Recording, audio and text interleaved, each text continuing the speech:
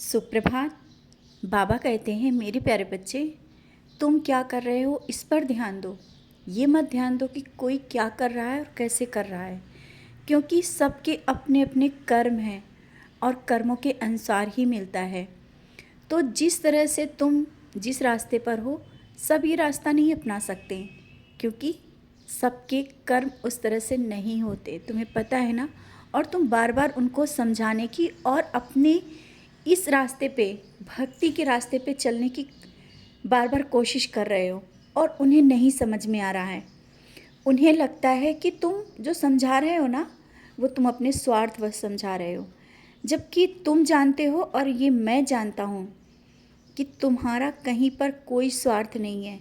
तुम भी चाहते हो कि जिसे तुम लाना चाहते हो मेरी शरण में, सही रास्ते पे, वो भी आए और मेरे शरण में बैठे, भक्ति भाव से मेरा नाम स्मरण करे, और जिस तरह से वो भटकाव में है ना, वो बच जाए, बेवजह की बातों से बचे। तो फिर से मैं कहता हूँ, तुम इस बात की चिंता मत करो और बार बार मत बताया करो, मत समझाया करो। एक बार दो बार बहुत है, बार बार समझाना ये समझ लेना कि उसके जो मन में है वो वही करेगा, क्योंकि जब तक कोई ये नहीं चाहता है या उसके कर्म नहीं होते हैं, तब तक उसे सही रास्ता नहीं दिखता है, और ये वही हो रहा है। अब तुम निश्चिंत होकर के अपने कर्म करो, और तुम जिस तरह से पूजा पाठ, कर्म, अपने घर के कार्य और अपनी जिम्मेदारियों करते हो ना, ये तो बहुत ही कम लोगों में होता है कि अपने सब कार्य जिम्मेदारियों के साथ करते हुए मेरी ओर खिंच के चले आते हो, मेरी ओर बैठते हो, काम करते वक्त नाम स्मरण करते हो, हर पल मुझे याद करते रहते हो। और यही भक्ति और यही विश्वास, यही पूजा तुम्हारे घर और परिवार में सकारात्मक ऊर्जा फैला रही है, और तुम्हारे अंदर एक वो ऊर्जा प्रवेश कर रही है जिससे तुम्हें अभी महसूस नहीं हो रहा है। तुम जो कुछ जिसको कहते हो वो होने लगता है। तुम्हारे मन में पहले से ही एक अंदेशा आ जाता है कि ये होने वाला है, यही वो ऊर्जा है। बस तुम्हें उसे पहचानने की ज़रूरत है।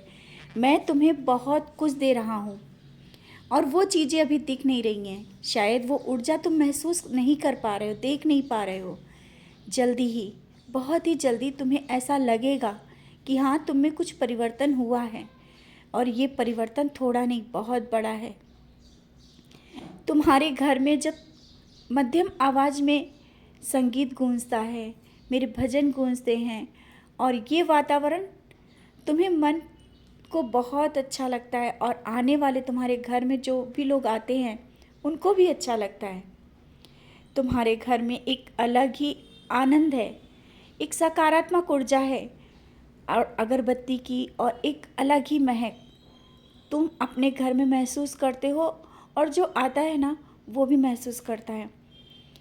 यहाँ तक कि कोई आने वाला व्यक्ति भी, उसके जीवन में भी परिवर्तन होने लगता है, क्योंकि मैं तुम्हारे घर में बैठा हूँ, और तुम्हारा बाबा तुम्हारे घर आने वाले हर एक व्यक्ति को आशीर्वाद ही देता है, क्योंकि एक नज़र उसकी तुम्हारे घर के मंदिर में पड़ ही जाती है। बहुत बार बहुत लोगों ने बोला होगा, तुम्हारे घर का मंदिर बहुत अच्छा लगता है, तुम्हारे घर में बाबा हैं, बहुत अच्छे लग रहे हैं। तो ये उसके कर्म है कि वो तुम्हारे घर आया, तुम्हारे घर के मंदिर को देखा और मुझे देखकर प्रणाम भी किया, और ये उसके कर्म हैं कि तुम्हारे से जुड़ा और तुम्हारे घर आकर के प्रणाम किया, और धीरे धीरे वो मेरे करीब आने लगेगा। बहुत से लोगों की तुमने ज़िंदगी बदली है, सही रास्ता दिखा करके, उदी का सेवन बता करके, मेरे करीब ला करके। उनकी दुआएं भी तुम्हारे साथ हैं, बहुत दुआएं देते हैं वो तुम्हें, और मेरा तो आशीर्वाद हर पल तुम्हारे साथ रहता है।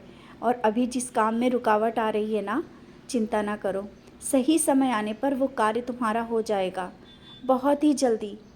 और सप्ताह पारायण करने की जो तुमने बहुत दिनों से सोची है ना, हो सके तो समय निकाल कर जल्दी कर लेना। बहुत ही अद्भुत चमत्कार तुम देखोगे। सप्ताह पारायण के बीच में तुम्हें बहुत से अनुभव होंगे। मैं तो हर पल रहता हूँ, लेकिन तुम्हें अनुभव भी होने लगेंगे। बहुत ही करीब से मैं तुम्हें दर्शन भी दूंगा। और खुश रहो, मुस्कुराते रहो, हंसते रहो। जीवन खुशियों से जियो, मुस्कुराते हुए, इस तरह से दुख के साथ नहीं। सुबह उठो तो हंसते हुए उठो, मुझे जब देखते हो प्रणाम करो और तुम्हारा आज का दिन बहुत ही बेहतर जाएगा।